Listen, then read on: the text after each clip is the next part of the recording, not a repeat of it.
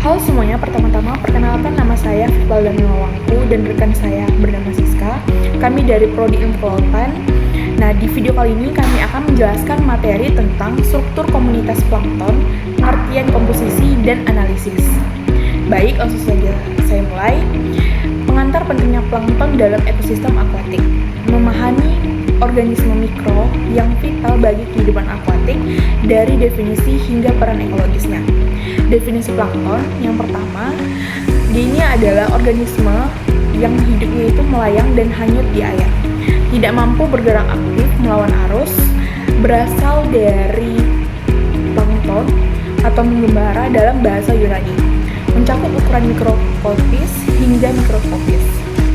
Peran ekologis plankton yang pertama itu dasar rantai makanan akuatik seperti produsen primer, kontribusi pada siklus karbon, oksigen, dan nutrien, mendukung kehidupan organisme laut yang lebih besar, bioindikator kesehatan ekosistem perairan, keanekaragaman plankton, fitoplankton produsen contohnya itu adalah diatom dan dinoflagellata.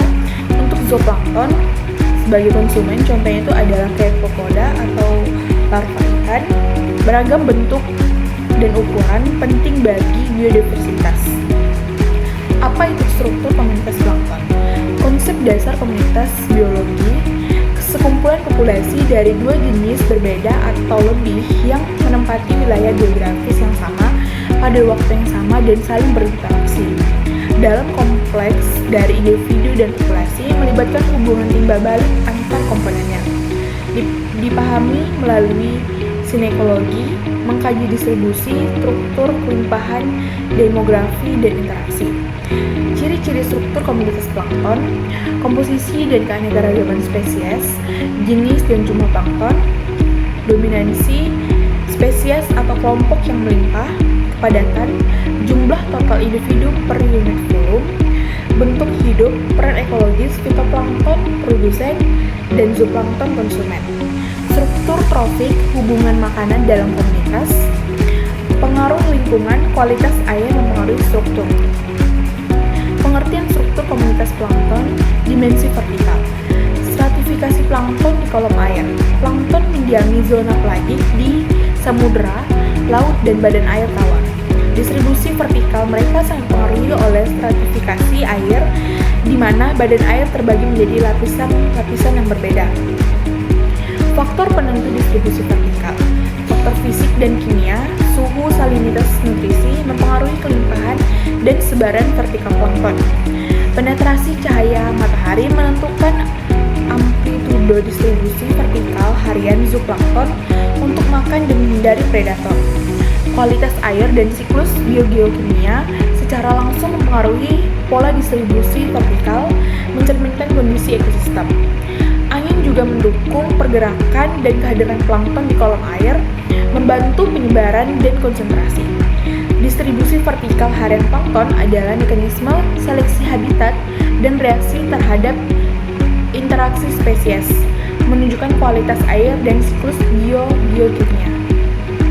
Pengertian struktur komunitas plankton, variabilitas spasial plankton, distribusi plankton sangat bervariasi berbagai skala spasial dari pola seragam hingga kacang.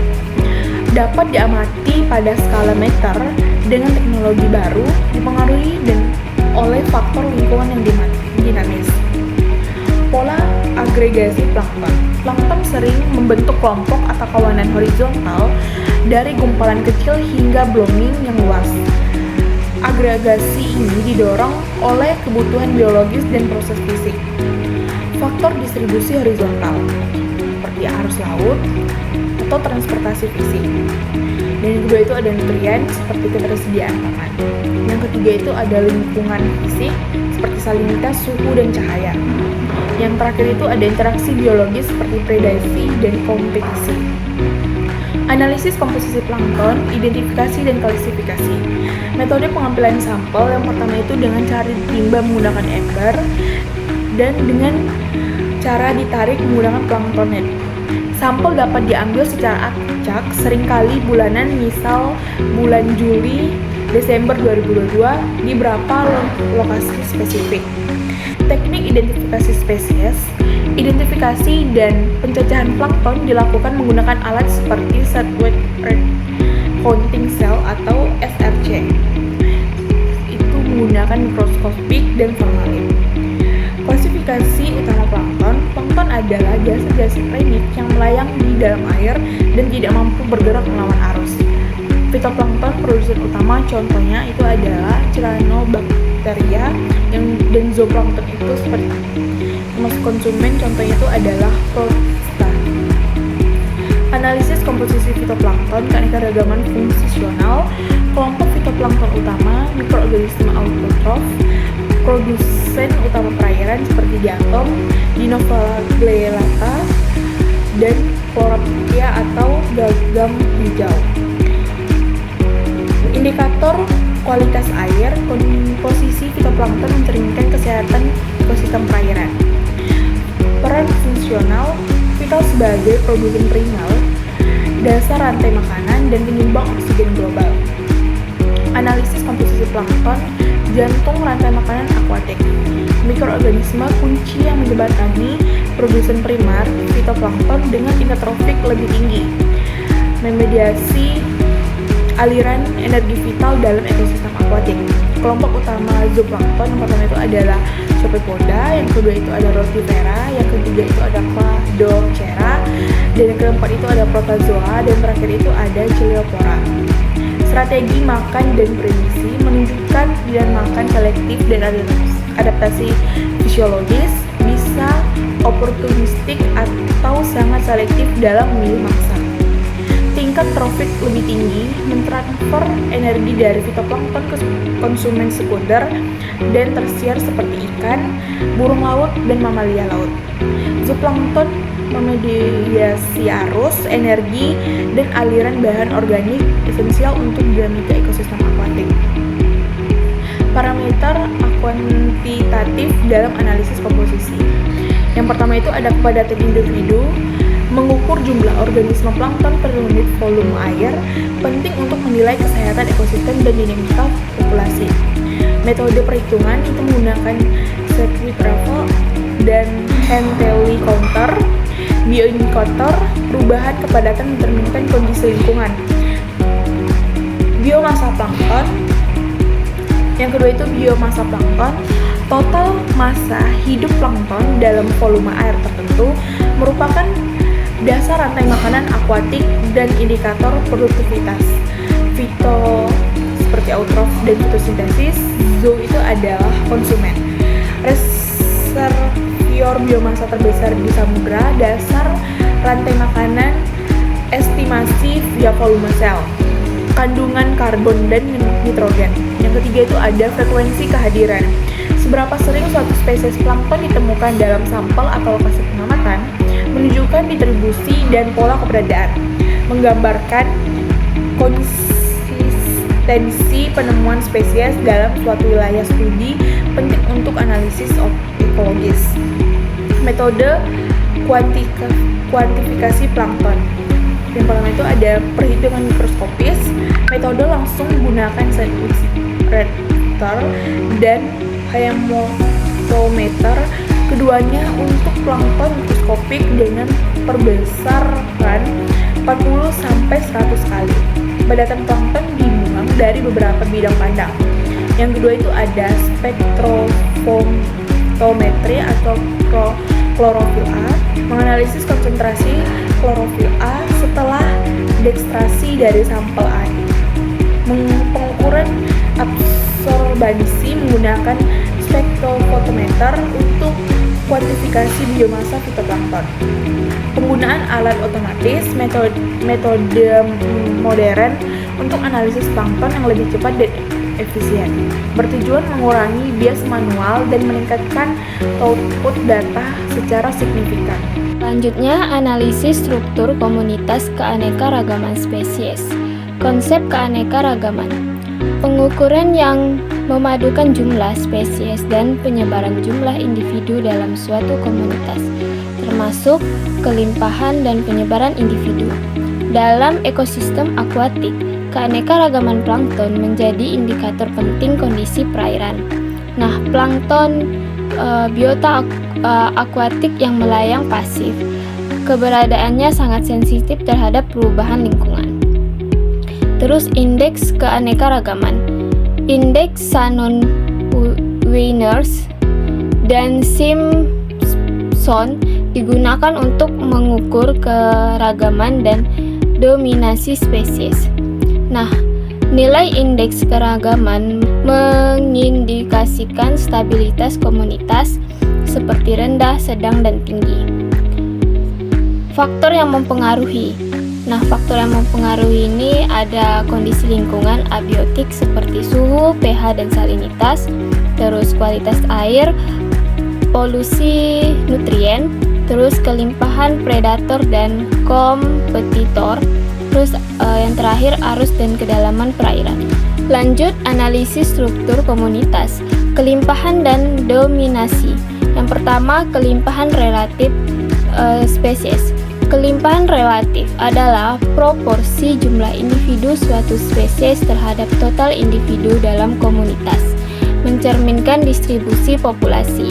Contohnya itu ada Tetraspora sp atau Chlorophyta, yang pengukuran kelimpahan plankton adalah bioindikator penting. Yang kedua, konsep spesies dominan. Spesies dengan kelimpahan atau biomasa tertinggi yang signifikan mempengaruhi struktur dan fungsi ekosistem. Contohnya itu ada Cicholella sp dan Prochlorococcus. Kehadiran mereka ini sangat menentukan karakteristik dari suatu komunitas. Nah, dan yang ketiga, dampak spesies dominan. Dominasi berlebihan dapat menunjukkan komunitas yang labil dan tertekan, seringkali akibat pencemaran lingkungan. Nah, perubahan kelimpahan jenis plankton ini adalah indikator penting kesuburan atau pencemaran perairan, mengubah struktur komunitas. Selanjutnya, analisis struktur komunitas, keseimbangan dan stabilitas. Yang pertama, indikator keseimbangan. Plankton bioindikator kualitas sebagai perairan, perubahan keanekaragaman, kelimpahan dan jenis plankton toksin. Nah, struktur komunitas plankton yang seimbang merefleksikan ekosistem perairan yang sehat dan tidak tercemar. Terus, resiliensi dan stabilitas. Toleransi plankton CO2 terhadap bukti resiliensi fosil kuno dari plankton, analisis jaringan untuk kesehatan yang diidentifikasi. Kemampuan ekosistem plankton untuk beradaptasi dan pulih dari berbagai tekanan lingkungan. Selanjutnya ada gangguan dan respon, pencemaran dan gangguan. Perubahan iklim sebagai respon perubahan komunitas melalui struktur strategi plankton terhadap adaptif stresor. Yang interaksi kompleks antar faktor gangguan dan mekanisme respon komunitas menjaga fungsi ekosistem. Selanjutnya, hubungan antar spesies dalam komunitas plankton. Yang pertama, kompetisi antar spesies. Organisme plankton bersaing untuk sumber daya terbatas seperti nutrisi dan ruang. Ini mempengaruhi dinamika populasi serta kelangsungan hidup spesies, seperti sumber daya terbatas, dinamika populasi, dan kelangsungan hidup. Terus ada predasi dan herbivori. Predasi berperan krusial dalam komunitas plankton, mengendalikan populasi mangsa. Interaksi ini menciptakan kontrol top-down yang kuat, seperti kontrol populasi mangsa, kaskade trofik, dan interaksi spasial. Dan terakhir, simbiosis dan lainnya. Plankton juga terlibat dalam hubungan simbiosis seperti mutualisme, komensalisme, atau paratisme, membentuk jaringan ekologis yang kompleks, seperti mutualisme, komensalisme, paratisme. Nah, selanjutnya ini ada faktor lingkungan yang mempengaruhi struktur komunitas plankton. Yang pertama ada faktor fisikanya, yang termasuk seperti suhu, intensitas cahaya, arus, dan kekeruhan. Terus faktor kimianya ada nutrien, salinitas, pH, kandungan oksigen terlarut, dan konsentrasi CO2. Dan yang terakhir interaksi biologis seperti predasi, kompetisi, simbiosis, dan penyakit atau parasitisme. Lanjut, ini perubahan musiman dalam struktur komunitas plankton. Nah, plankton organisme mikroskopis di perairan sangat sensitif terhadap perubahan lingkungan. Struktur komunitas mereka mengalami fluktuasi musiman yang signifikan, dipengaruhi oleh suhu, nutrisi, dan dinamika ekosistem. Siklus musiman plankton. Fitoplankton berperan vital dalam siklus karbon global melalui fotosintesis. Kelimpahan dan komposisi mereka bervariasi secara musiman, mencerminkan kualitas perairan dan produktivitas ekosistem. Terus respon zooplankton terhadap musim. Zooplankton menunjukkan respon yang kompleks terhadap variasi musiman dan stresor lingkungan. Pemanasan dan eutrofikasi dapat mengurangi kelimpahan mereka di musim hangat karena hipoksia. Terus dampak variabilitas lingkungan. Variabilitas lingkungan seperti suhu, ketersediaan nutrisi, dan kualitas air adalah pendorong utama perubahan musiman pada komunitas plankton. Nah, interaksi ini mempengaruhi struktur ekosistemnya. Terus ada dampak antropogenik terhadap komunitas plankton. Yang pertama di polusi air. Nah, pencemaran mengubah struktur komunitas plankton, mempengaruhi kelimpahan dan keanekaragaman. Limbah domestik adalah salah satu polutan yang kurang toksik. Plankton berfungsi sebagai bioindikator penting untuk mendeteksi tingkat pencemaran organik di perairan. Selanjutnya ada eutrofikasi yang terjadi karena pertumbuhan alga berlebihan akibat peningkatan nutrisi, menyebabkan ledakan alga berbahaya dan zona mati. Dampaknya meliputi perubahan interaksi tropik plankton seperti penyerapan nutrisi fitoplankton. Dan selanjutnya perubahan iklim, di mana plankton menyediakan setengah oksigen global dan menyerap karbon. Perubahan iklim mengecam peran vital ini. Dampak pada plankton dapat secara signifikan mempengaruhi ekosistem laut dan regulasi iklim global. Nah, selanjutnya ini studi kasus yang analisis struktur komunitas plankton di berbagai ekosistem seperti ada di danau, sungai, dan laut. Nah, kalau untuk di danau, analisis kualitas air dan struktur komunitas plankton di waduk Jati Gede terkait penilaian status trofik. Sedangkan di sungai, penelitian komunitas plankton di sungai Ogan Palembang fokus pada komposisi dan kelimpahannya. Dan yang di laut, studi di pantai Kampung Kerapu dan Teluk Laikang mengevaluasi keanekaragaman dan faktor fisika kimia. Nah, perbandingan dan kontrasnya itu pada faktor lingkungan seperti cahaya, nutrisi, salinitas bervariasi signifikan. Terus struktur komunitasnya, komposisi spesies dan keanekaragaman unik di setiap ekosistem. Dan pengaruh antropogenik, dampak berbeda terhadap kualitas air dan plankton. Nah, selanjutnya ini kesimpulan dan implikasi penelitian. Yang pertama, ringkasan temuan utamanya dari organisme hanyut, produsen primer vital. Terus di indikator penting kualitas perairan, struktur komunitas dipengaruhi faktor lingkungan. Terus pentingnya pemantauan komunitas, menentukan produktivitas dan transfer energi. Informasi pemantauan kualitas lingkungan, mendeteksi dampak aktivitas manusia. Terus aplikasi dalam konservasi, mendukung konservasi sumber daya air, menilai kesehatan ekosistem perairan, dan identifikasi perubahan akibat polusi. Baik, segitu saja video dari kami. Kurang dan lebihnya mohon maaf. Sampai ketemu lagi di video selanjutnya. Bye-bye.